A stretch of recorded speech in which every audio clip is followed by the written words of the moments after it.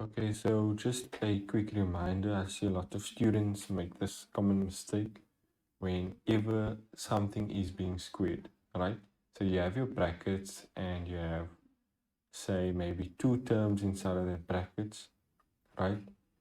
Instead of writing it out like this, expanding it basically,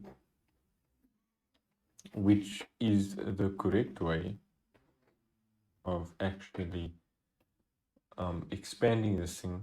I see a lot of students make this mistake where they would say y squared minus a squared, and this is incorrect. So whenever you see this, or it could be any number over here, right? Make sure that you expand it correctly, right?